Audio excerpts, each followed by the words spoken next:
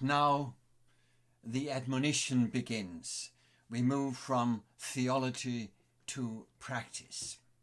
Welcome to another tidbit from Paul's epistle to the Ephesians. I'm Dr. Paul Petersen. We have arrived at chapter 4. Let us begin by reading. I'm reading from the English Revised Version. I, therefore, a prisoner for the Lord, urge you to walk in a manner worthy of the calling to which you have been called.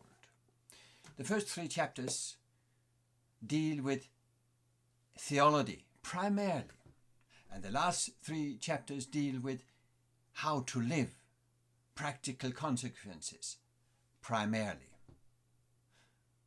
Paul cannot help himself from being a little practical in the first part, and certainly he cannot help himself from being theological in the second part. So he urges the readers, the church in Ephesus, to walk.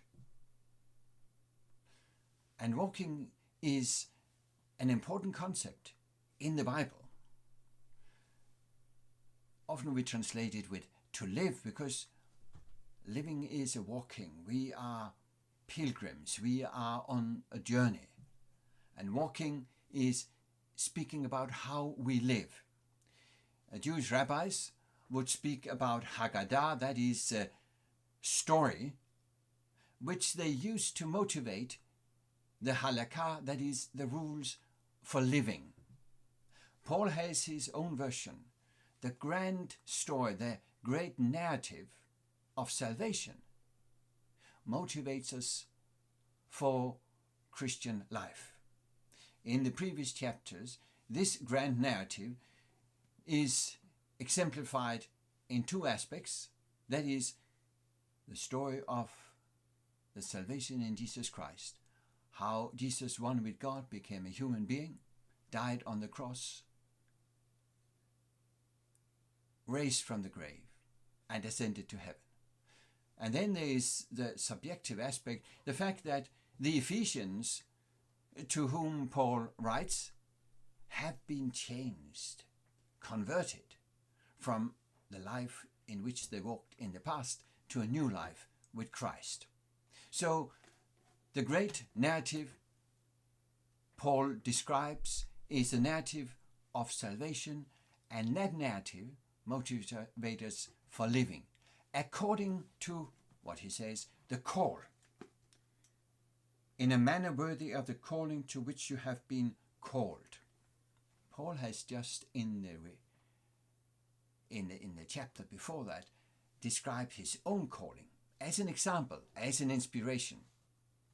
And now he moves on not only to the specific calling of the individual Ephesians, but to the general principles behind that calling called by Christ, when he says, walking with all humility and gentleness, that is verse 2, with patience, bearing with one another in love, eager to maintain the unity of the Spirit in the bond of peace. You see, the calling is first to walk with Christ in love. The Spirit of Christ will always lead to more unity. Now and then,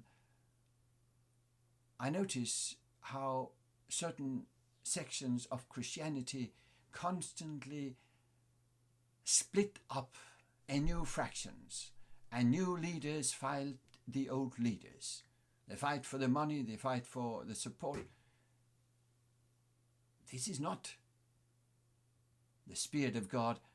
This is not walking according to the call with which we were called. And from introducing this working of the Spirit towards unity, Paul continues with a Trinitarian reference from verse 4 to 6. There is one body and one Spirit, just as you were called to one hope that belongs to your call. One Lord, one faith, one baptism, one God and Father of all, who is over all and through all and in all. The oneness is the main point here. The unity of the Godhead, and the unity of love among the believers. Note that in the various Trinitarian expressions in the New Testament, it is not always the Father who is first. Actually, in Paul's epistles, Jesus is mentioned first, most cases, for emphasis. In the apostolic blessings, in the last verse of 2 Corinthians, Jesus is mentioned, then the Father, then the Holy Spirit. Here, the emphasis is on the work and ministry of the Holy Spirit, the role of the Holy Spirit in the plan of salvation. So the Holy Spirit is mentioned first, and we will see a little later how that emphasis is elaborated by Paul. And then in verse 7, we have a verse that can be translated in a different manner. But grace was given to each one of us according to the measure of Christ's gift. Many years ago, I sat in a seminary class for my doctoral studies with the great Dr. Ivan Blason. And he pointed out that this particular line could be translated differently. The grace was given to each one of us according to the measure of the gift that is Christ. So that there is what is called an exegetical part of this, of the unity, the gift that we have been given with no measure is actually Christ. And that is certainly a possible translation which I would favor. And you will see a little later why I am in favor of this one. Christ is the great gift. That is a gift given to all of us. And if you have been given and received that gift, you will use, with the help of the Spirit, what you have been given for the service of his body, that is his church.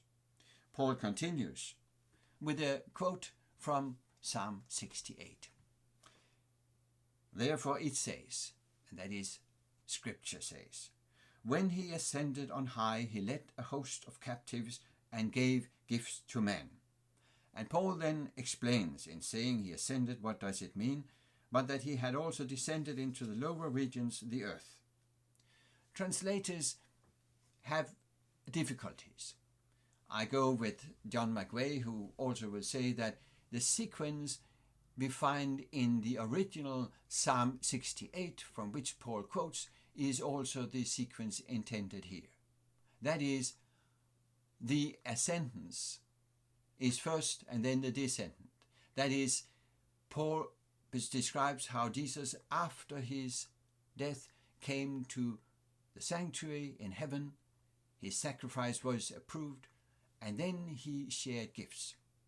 In Psalm 68, which is a very interesting psalm, by the way, in Psalm 68 you have the Song of Victory, referred to the Song of Victory by Deborah, the female judge and leader of Israel.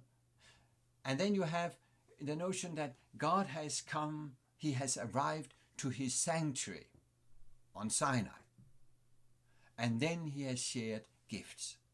Now, in the words of Paul, this is referring to the arrival of Jesus to his heavenly sanctuary, from which he shares gifts, the gifts given through the Holy Spirit. And this is exactly what we find in verse 11. He gave the apostles, the prophets, the evangelists, the shepherds and teachers. And here I will hopefully surprise you. A grammatical analysis of this line will reveal that the gifts are not equal to your inborn talents or your specific talents or abilities. No, the gifts here are people. And major roles or functions in the church are mentioned: apostles, prophets, evangelists, shepherds, teachers, not necessarily in any kind of hierarchy.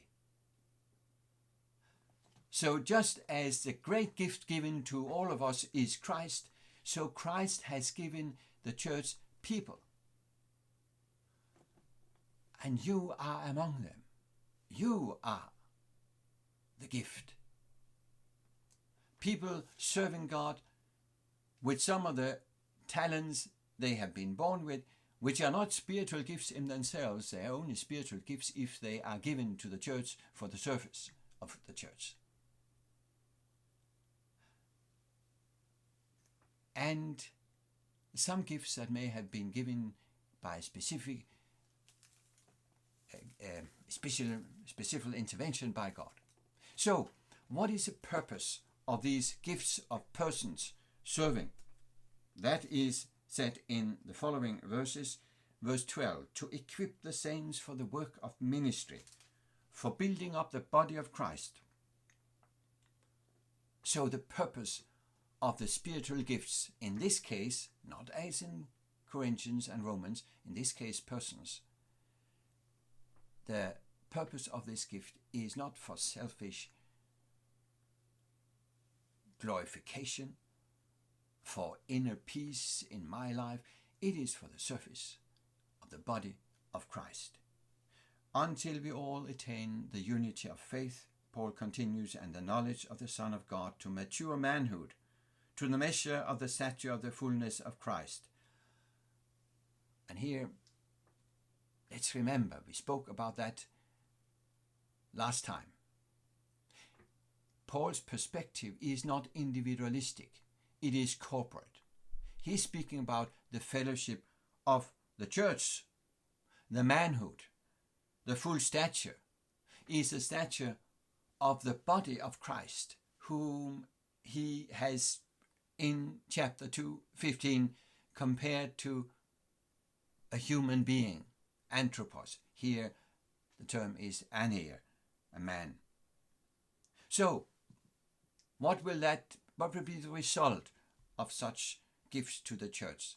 That they build the church, not just as an internal affair within the church, but building the church in the sense he has spoken about in chapter 2, that the church as a body is a temple that still grows, getting new members.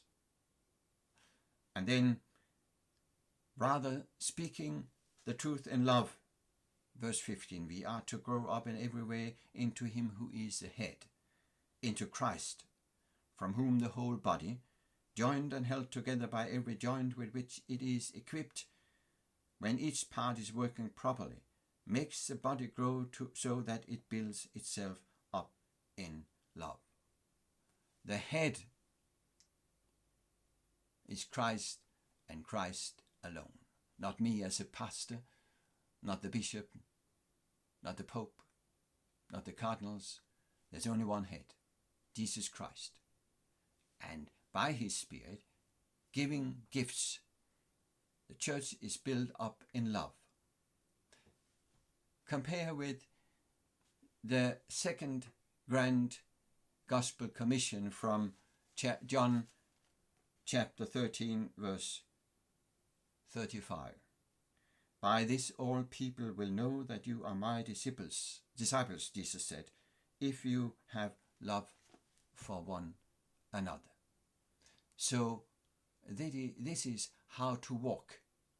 But Paul hasn't finished yet. So we finish now, but I invite you to return as we continue our reading of Ephesians with the following tidbit, moving into chapter 5. Thank you.